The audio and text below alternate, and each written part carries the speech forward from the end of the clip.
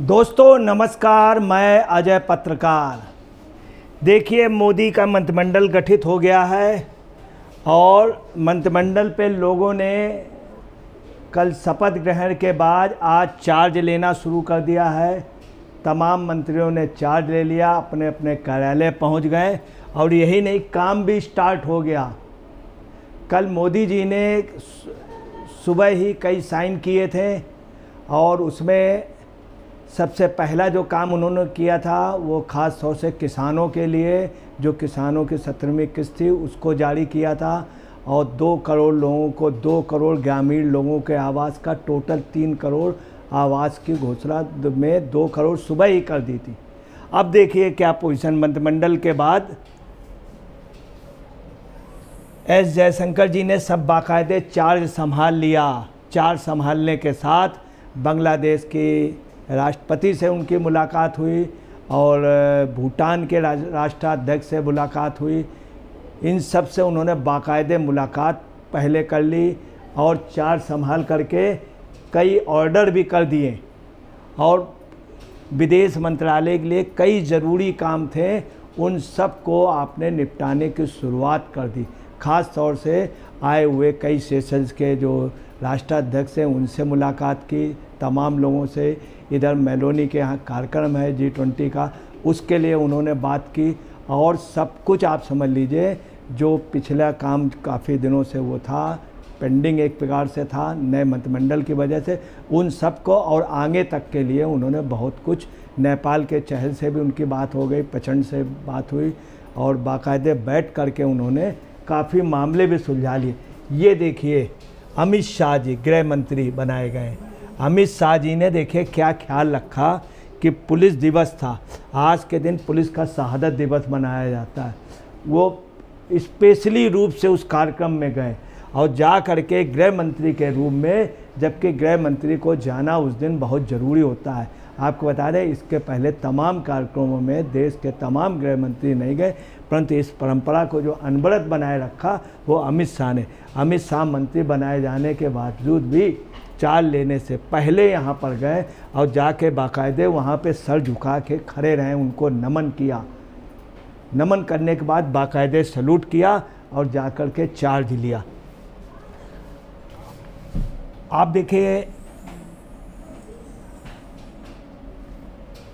आडवाणी जी हैं कितने बुजुर्ग, और ये शिवराज सिंह चौहान जी हैं। शिवराज सिंह चौहान जी, LK आडवाणी जी। शिवराज सिंह चौहान जी भी आडवाणी जी के यहाँ गए जब मंत्रिमंडल जब शपथ हुई, शपथ के बाद मंत्रिमंडल जब उनका घोषित हुआ तो वहाँ गए, उनसे आशीर्वाद लिया अपने बुजुर्ग। देखिए किस तरह से बुजुर्ग से आशीर्वाद ले रहे हैं। बुजुर्ग के बाकायदे उन्होंने उनके पैर छुए, आशीर्वाद लिया और आडवाणी जी ने आशीर्वाद। आडवाणी जी इतने बुज़ुर्ग हो गए और यही नहीं, प्रधानमंत्री स्वयं उनके पास आशीर्वाद लेने गए थे। तो देखिए कितना बड़ा अंतर है कि आपको बता रहे हैं कि मोदी जी ने बाकायदे पूर्व राष्ट्रपति प्रतिभा पाटिल जी से, डॉक्टर मनमोहन सिंह जी से और देवे गौड़ा जी से, इसके पहले आडवाणी जी से, मुरली मनोहर जी से आशीर्वाद लिया था और कल बंटवारे के बाद उन्होंने बाकायदे इन लोगों से आशीर्वाद लिया। अब देखिए, राष्ट्रपति पाटिल जी को, प्रतिभा पाटिल जी को कांग्रेस वाले कोई पूछ नहीं रहे थे, किसी भी कार्यक्रम में नहीं बुलाते थे, किसी भी कार्यक्रम में, और मोदी जी ने उनसे आशीर्वाद लिया चूँकि पूर्व राष्ट्रपति। कितनी बड़ी बात है। इसके पहले आपको बता दें कि पूर्व राष्ट्रपति कोविंद जी से भी बाकायदे वो मिल चुके थे मोदी जी, और डॉक्टर मनमोहन सिंह से, जिससे कांग्रेस वाले पूछी नहीं, सिर्फ एक दिन उनको पूछा है। कब पूछा है? जब पंजाब में मतदान था उसके एक दिन पहले, वो भी एक प्रेस नोट भेजा गया कि आप इस पर साइन कर दें मनमोहन सिंह जी से। उसके पहले मीटिंग वगैरह नहीं बुलाया और उसमें सिर्फ कांग्रेस को वोट देने के लिए, उसके बाद नहीं पूछा। परंतु आपको बताना है कि मनमोहन सिंह जैसे प्रधानमंत्री से मौजूदा प्रधानमंत्री ने बाकायदे आशीर्वाद लिया। ये देखिए एक गरिमा की बात है कि एक प्रधानमंत्री अपने पूर्व जो भी हैं उन सबका सम्मान। और आपको बता दें, यही नहीं, इसके पहले भी आपको बताना है कि जिस समय राष्ट्रपति प्रणब मुखर्जी थे तो उनके सामने मोदी जी कभी ज़्यादा बोलते नहीं थे। जब भी उन्होंने कोई भाषण दिया तो मोदी जी खामोश रहे, सबसे ज़्यादा सम्मान करते थे। ये बात सब लोगों ने कही, बात देवेगौड़ा जी ने भी कई बार कही। जब देवेगौड़ा जी की और बीजेपी से लड़ाई चल रही थी, उस समय देवेगौड़ा जी कहते थे कुछ भी हो, हमारा जितना सम्मान मौजूदा प्रधानमंत्री ने किया है, और भी प्रधानमंत्री कई आए, मनमोहन सिंह आए, तमाम लोग आए, किसी ने हमारा इतना सम्मान कभी नहीं किया है जितना मोदी जी ने किया। और उनसे बाकायदे आशीर्वाद ले, उससे ये झलकता है जो इन्होंने मंत्रिमंडल गठित किया है, पूरे देश का नेतृत्व, हर एक को लेके चलने की क्षमता ये नरेंद्र मोदी जी में है। यही एक वजह है कि सभी दल को संतुष्ट उन्होंने किया।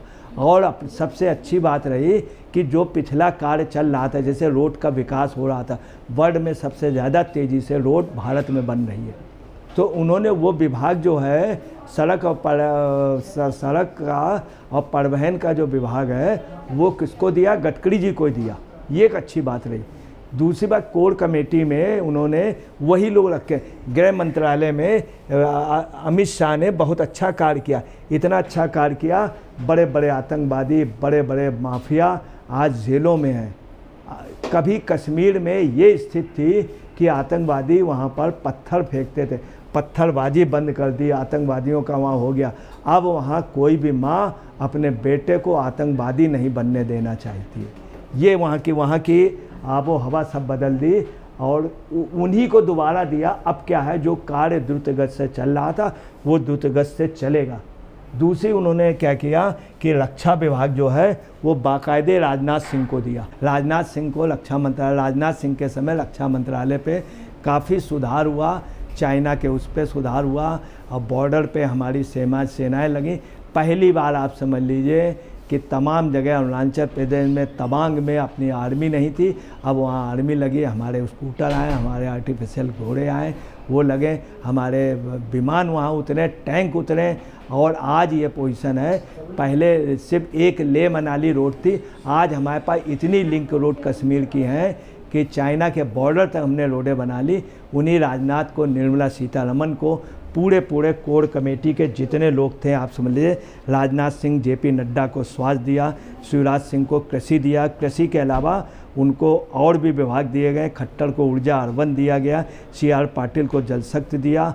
तो ये सब एक चीज़ ये है। और आपको बता दें सबसे बड़ी बात ये, जो बहुत महत्वपूर्ण विभाग हैं, संवेदनशील, उनको मोदी जी ने अपने पास रखा। जैसे लोक शिकायत, तो लोक शिकायत अब अगर कोई भी शिकायत करेगा तो डायरेक्ट प्रधानमंत्री उसको कैच करेंगे। कितनी अच्छी बात है कि प्रधानमंत्री तक शिकायत जाएगी तो प्रधानमंत्री डायरेक्ट डील करेंगे लोक शिकायत। कार्मिक और पेंशन विभाग को मोदी जी ने अपने हाथ में लिया तो ज़रूर कुछ अच्छा होगा पेंशन के लिए, और सॉलिड होगा। ऐसा नहीं होगा जो हिमाचल में बोर्ड ले लिया गया, कर्नाटक में ले लिया गया, कुछ सॉलिड करेंगे। अंतरिक्ष विभाग लिया, अंतरिक्ष विभाग के में मोदी के समय बहुत डेवलपमेंट हुआ, हम चांद तक पहुँचे। दूसरी आपको बता रहे, अंतरिक्ष में हम एक उपग्रह को हम यहाँ से फायर कर सकते हैं और उसको शूट कर सकते हैं, इसमें हम डेवलप हुए। इसके अलावा आपको बता रहे हैं परमाणु ऊर्जा विकास, कई महत्वपूर्ण विकास उन्होंने खुद लिए। दूसरी CCH की अध्यक्षता में PM ने खुद करते हैं, उसमें गृह, रक्षा, विदेश, वित्त, कैबिनेट सचिव, राष्ट्रीय सुरक्षाकार और रक्षा सचिव होते हैं। इसमें भी अच्छे मंत्री रखे। अब जो स्थितियां हैं बहुत साफ है कि एक मजबूत सरकार बन गई जो चारों तरफ से मजबूत है। दोस्तों नमस्कार, मैं अजय पत्रकार।